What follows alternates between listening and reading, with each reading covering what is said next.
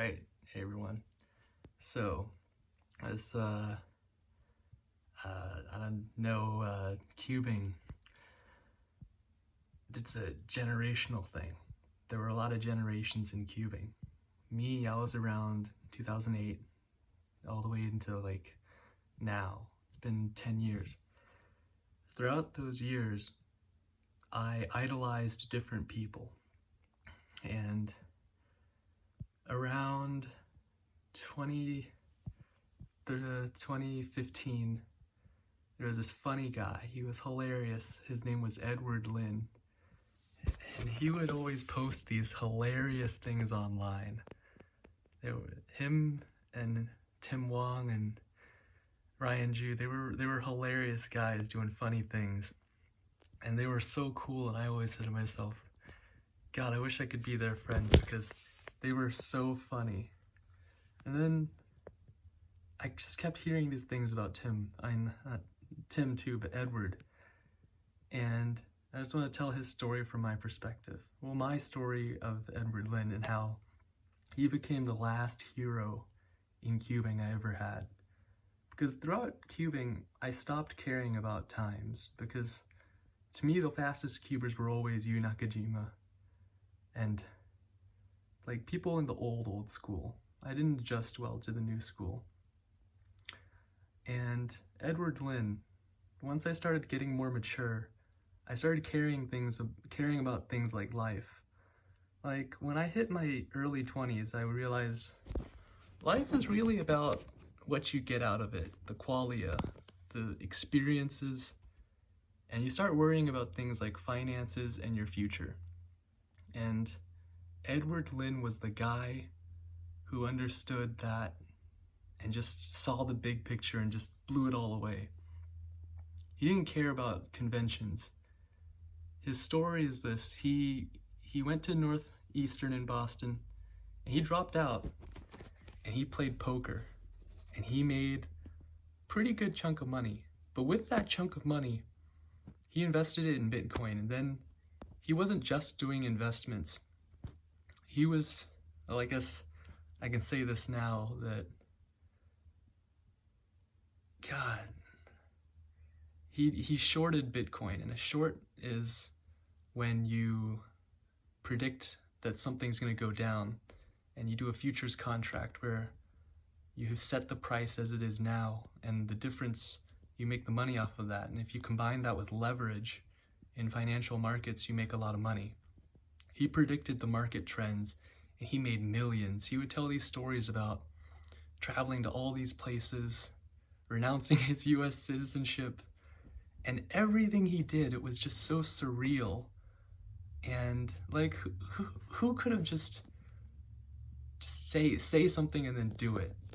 Like, he said, I'm just gonna go play poker and win a bunch of money.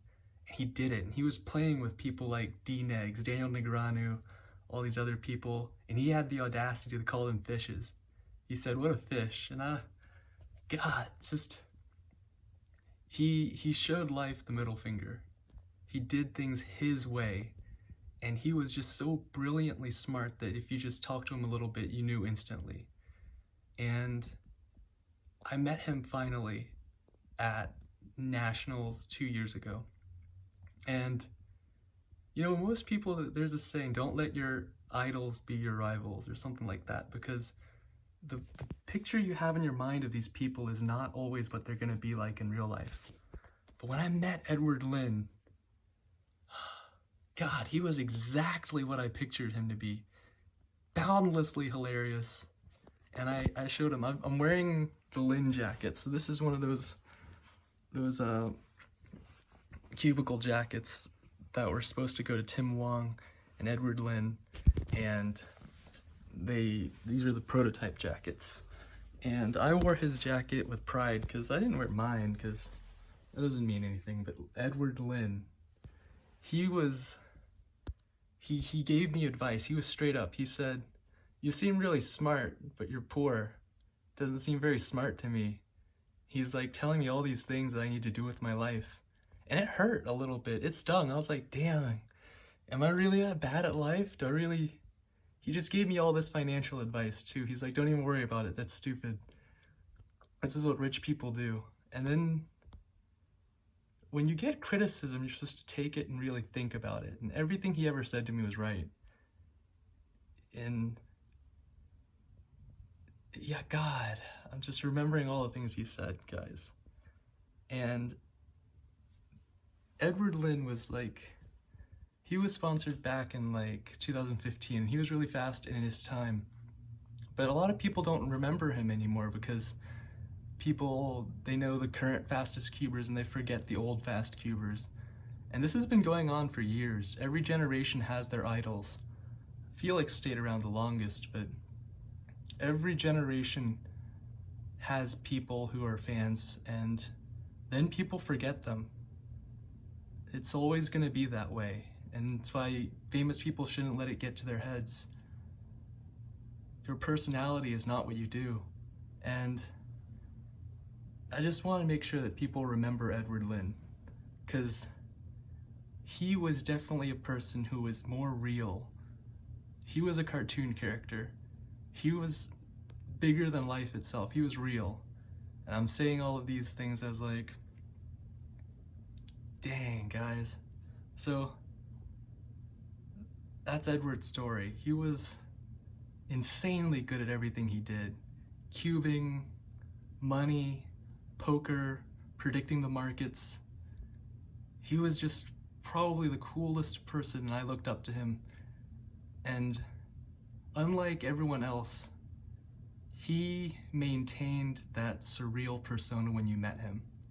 That's Edward Lin. So I'm going to include the stream to his funeral in the links below.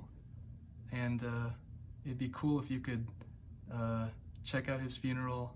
If you knew him, if you knew Edward Lin, I hope that your memories of him were as good as mine. So yep, that's it. And you might notice I'm in Georgia. Turns out rent in California is too high, so I just moved back home. And I get to work from home and do my Amazon job from Georgia and save on rent, which is $3,000 a month. Pretty good money for free. I'll probably make a cool video this week. But yeah, that's it for today. Rest in peace, Edward Lin, guys.